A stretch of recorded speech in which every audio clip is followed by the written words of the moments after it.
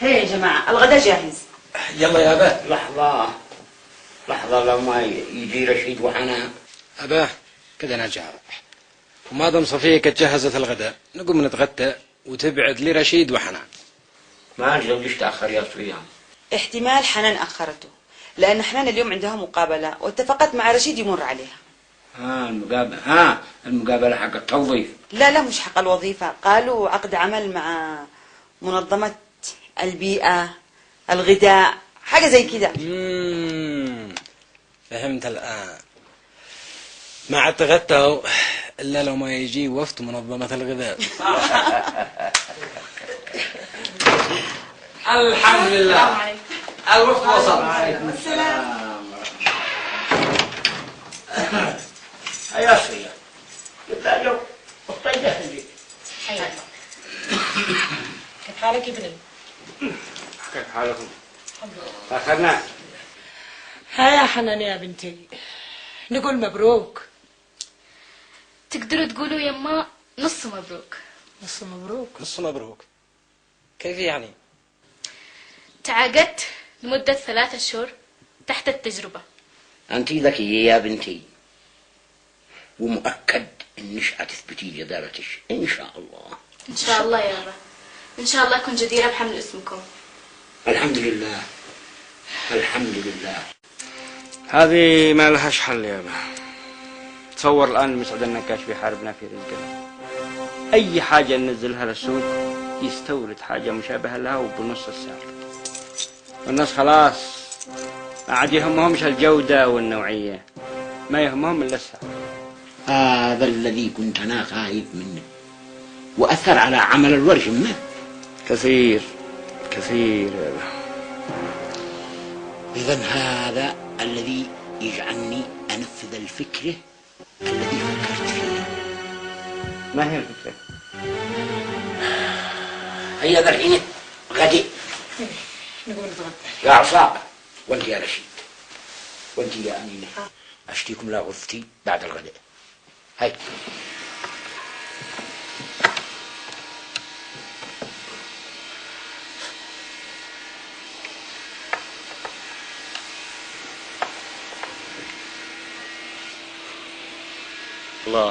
الله كم بتشتغل بإخلاص يا أستاذ أنور.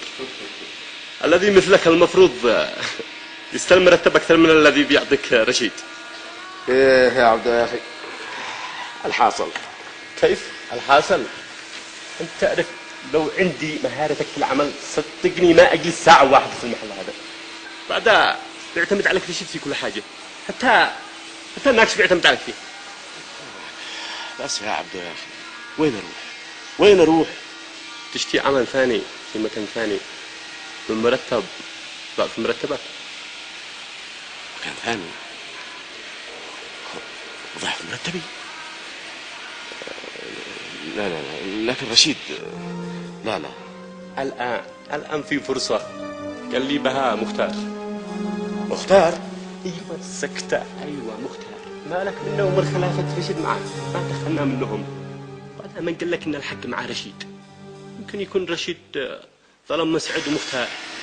ياسر لا عندهم يقول له اني رسلتك انا. صدقني من اليوم هتشتغل بمرتب ضعف مرتبك. مسعد مختار؟ لا يا عبدو هذه بتكون خيانة، لأننا كلنا نعرف الخلافات اللي بينهم وبين عائلة الوراد، ولو أنا تركتهم ورحت أعمل معهم مسعد أكون خنتهم. لا ما علينا احنا والخلافة الذي بيناتهم. احنا ناس جينا نسأل الله على بطوننا، ما دام فيها لقمة حالية الحق بعدها إن ما كانت يا أنور. معاك بس مش بهذه الطريقة. لا مش بهذه الطريقة أبدا. يا بني آدم عادك من قبل يوما بس أسعفت ابنك للمستشفى. أحد إنقذك. أنا المرتب هذا حقك كفاك. لا ما كفاه، لكن رشيد أعطاني فلوس كفاية. الله يطول عمره ويخليه. هو بيخصمها منك من المرتب. اسمع كلامي، يعطوك ضعف مرتبك. ناس نعرفهم كرماء يعطوك كل ما احتجت بدون ما يخصموا منك نهاية الشهر المرتب. استمعني، صدقني انك هتشكرني يوم من الايام، وانا متاكد انك هتندم على اليوم الواحد الذي عشت في الورشه هذه. طيب اذا كان الكلام مثل ما تقول، ليش انت ما تروح تشتغل عندهم؟ يا ريت يا ريت يقبلوني، هم ما يشتونيش انا، يشتون نجال فاهم مثلك. ما انا حضنا نص نجال، بنتعلم. ايوه بس اللي اعرفه انا ان ورشتهم اغلقت. يحتاجوا لي في ايش؟ وانت ما عليك، يغلقوها ولا ما يغلقوهاش. قلت ربما احتمال يحتاجوك في الصيانه، في تركيب الاثاث الجاهز. بعد انت ما عليك من هذا الخبر، انت تعرف مرتب وبس. هيا سير وانا اشدي لك بقيه حسابك من رشيد. سير ما دام الشو موجود. توكل على الله.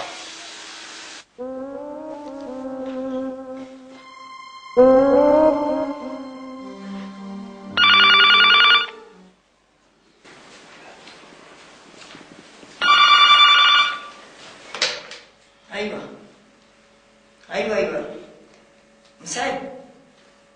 طيب لحظه خليك على الخط. مساعد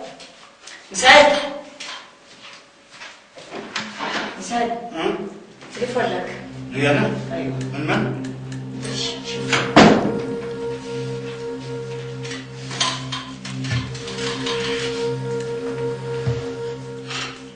الو؟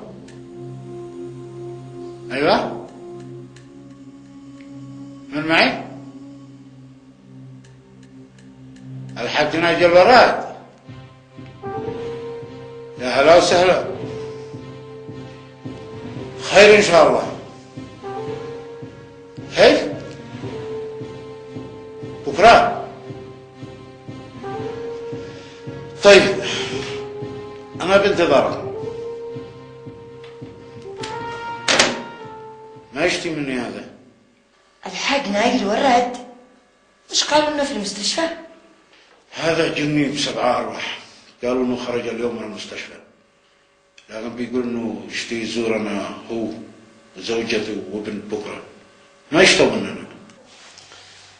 نشتي حاجة واحد بس، ما نعطيش للشر فرصة يدمر حياتنا يا مسعد، وضروري ما نمحي أي أثر للعداوة والخلاف الذي بيننا، وهذا أمانة لا بد ما نأديها أنا وأنت بالذات، لأن السنوات الباقية أقل من السنوات التي قد مضت. يا حج ناجي، أنت الذي فعلت المشكلة. أنت طردتني من الورشة حقك مرتين، وسجنتني 3 سنين، وكل هذا كوم. وما فعل ابنك كوم ثاني. يا مسعد، الأحسن نحن ننسى الماضي، لأنك عارف إيش الأسباب اللي كانت وراء هذه الأمور كلها. هذا صحيح. والمهم نفكر إن أولادنا ما لهمش علاقة بالخلاف الذي بيننا، سواء أخطأنا أم أصبنا. عيالكم أمانة في أعناقكم يا مسعد، وأنت يا حج ناجي. أنا بالنسبة لي كنت نسيت كل حاجة، بين أقول إحنا عيال اليوم.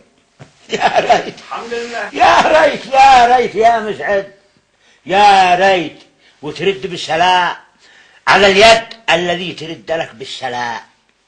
ولهذا أشتي نكون أنسى ونجعل الأسرة واحدة. أنسى؟ ايش قصدك يا حبتي ناجي؟ أشتي أطلب بنتك نادية لابني عصا. أنا وافقت يا عم مسعد.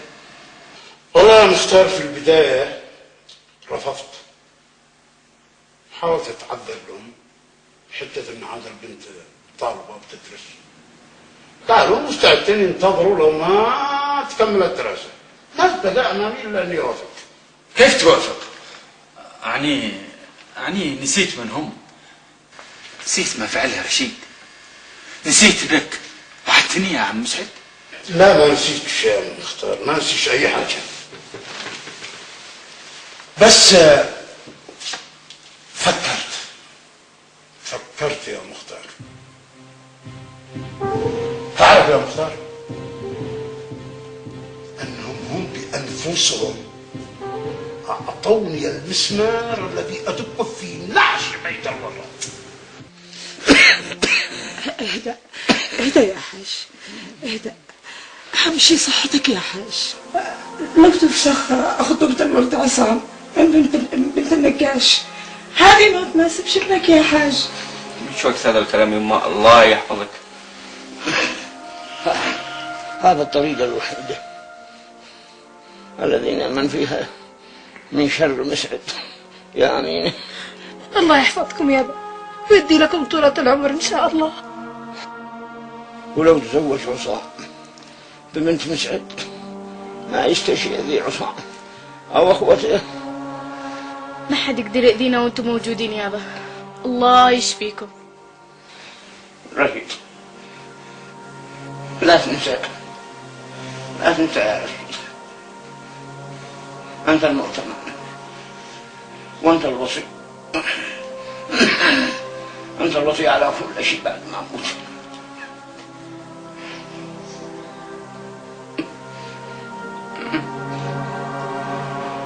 أمك وخواتك وأخوتك كلهم أمان في عمرك، انتبه لهم وكلهم الأب مثل ما كنت أنا لهم.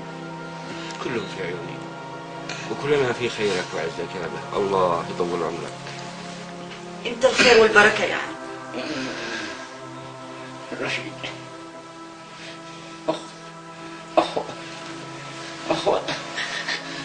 أخوتك يا رشيد. أشهد أن لا إله إلا الله وأشهد أن محمدا رسول الله.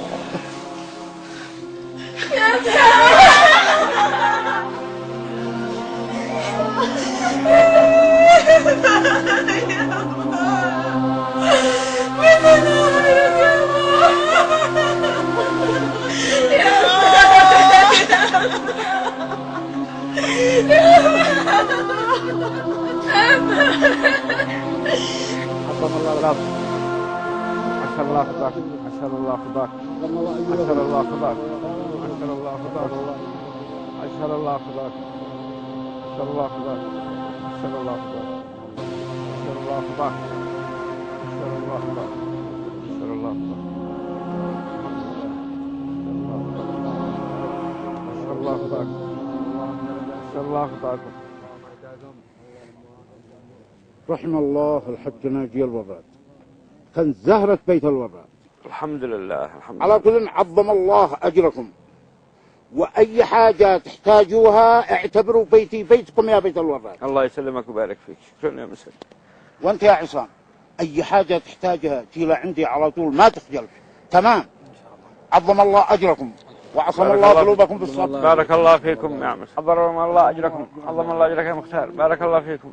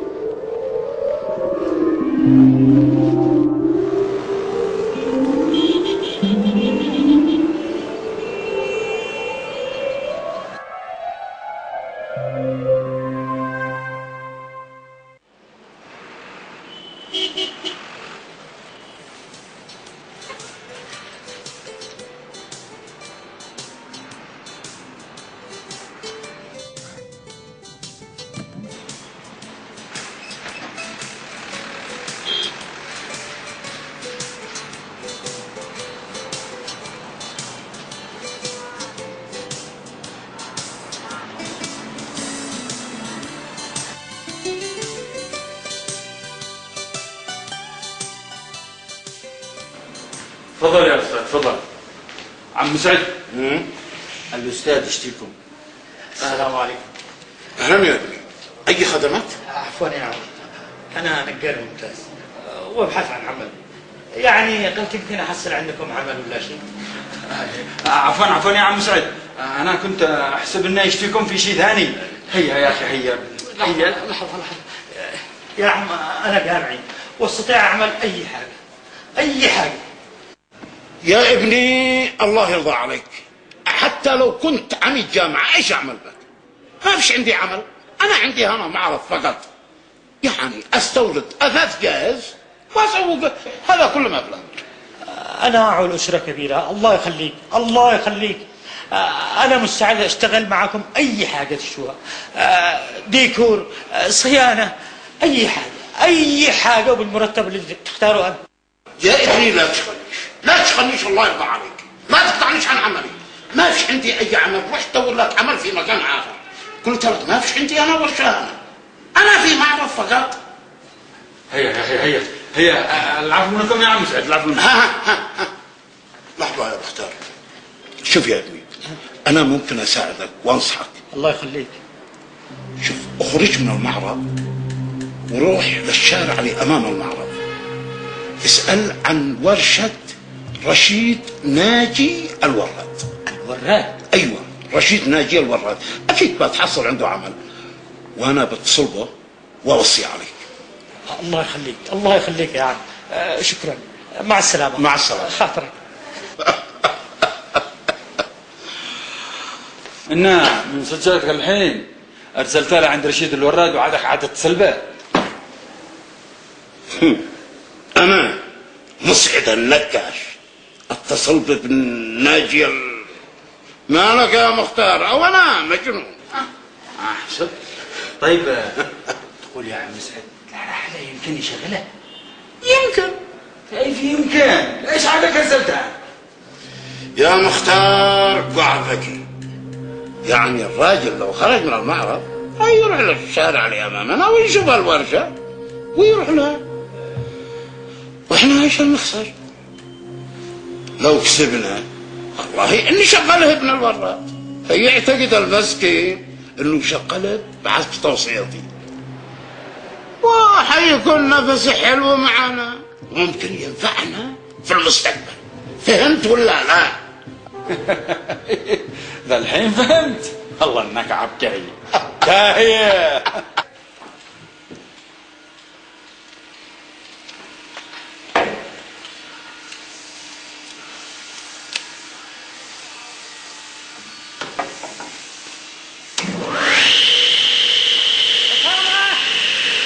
قلت لك 1000 مرة لا تشغل المنشار قبل ما تتعلم عليه.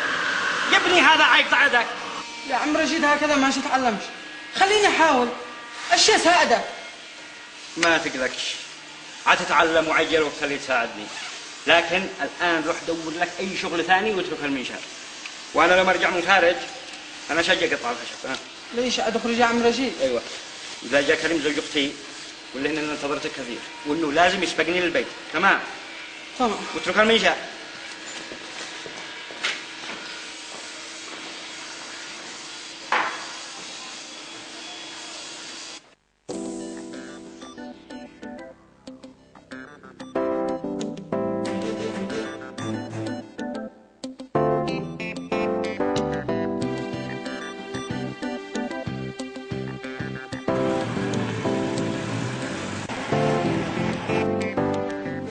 السلام عليكم. وعليكم السلام ورحمة الله. ممكن يا أخي أقابل صاحب الورشة؟ خرج الآن، ليش ما شفتش وانت داخل؟ لا، أصلا أنا ما أعرف صورته. ما تشي. كلمونا ناس قالوا يمكن أن أنا أحصل عنده عمل. عمي رشيد رجال طيب ويحب يفيد الناس، لكن العمل هذه الأيام بارد شوية، وزي ما أنت شايف ما بلانا وهولا الاثنين. ولو شفت الورشة زمان هتقول كلام ثاني، كانت عمال وشغل، لكن أنت كلمه، جرب أنت وحظك. طيب ممكن متى أحصله؟ ثانيين ما أعتقدش إنه يرجع، لكن ارجع الصباح. يلا خير إن شاء الله. السلام عليكم. اسمع، من الذي قال لك إن عمي رشيد الشيء عمال؟ كلمنا صاحب معرض الأثاث هذا اللي أمامكم. مسعد النقاش. أيوه. اسمع، لو قابلت عمي رشيد لا تقول ليش إن مسعد النقاش رسلك لهنا، ولا لا تركنش على عمل.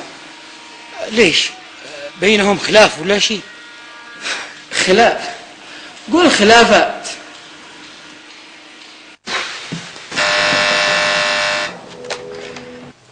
من؟ أنا حنان يا صفية، افتحي الباب هيا. وليش ما تفتحي بمفتاحك؟ نسيت آخذ المفاتيح معي، افتحي. هيا.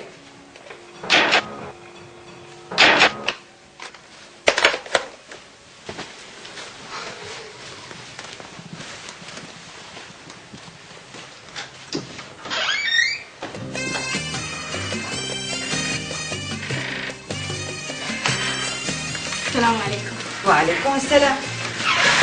ليش ما تاخذي المفتاح معك يا حنان؟ آسفة يا صفية، سامحيني، أنا عارفة إني أزعجتك، لكن ذاكرتي هذه الأيام لستني حتى إيش فطرت تشتيني أذكر المفاتيح. حنان أشوفك اليوم مرتاحة وفرحانة، إيش في؟ فرحانة بس يا صفية، أنا فرحانة جدا. ربنا يا رب يزيدك من فرح. آمين. بس فرحيني معك، قولي لي مالك؟ صلحت أمورك؟ أزغرد؟ أي أمور يا صفية؟ فكرك راح لبعيد. لا بعيد ولا قريب. مالك؟ خلاص يا صفية، إدارة المنظمة اختارت حنان ناجي الوراد علشان تكون مقررة مؤتمر الغذاء والبيئة، وهذا يعني إني بشارك في المؤتمر الذي بيعقد في تونس بعد سنة. في تونس؟ أيوة. وش بتجيبي لي من هنا؟ أقول لك بعد سنة يا صفية، عاد أنا اليوم عندك. بعد سنة؟ طيب ومالك فرحانة؟ ليش في وحدة ثانية حنان ناجي الوراد.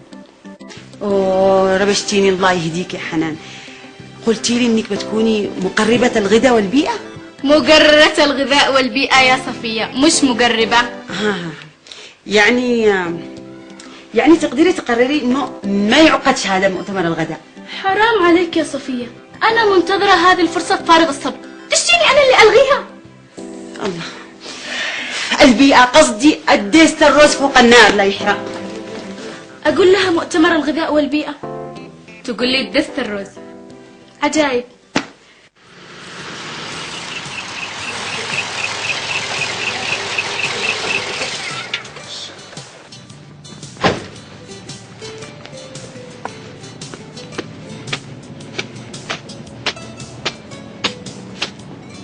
السلام عليكم. وعليكم السلام.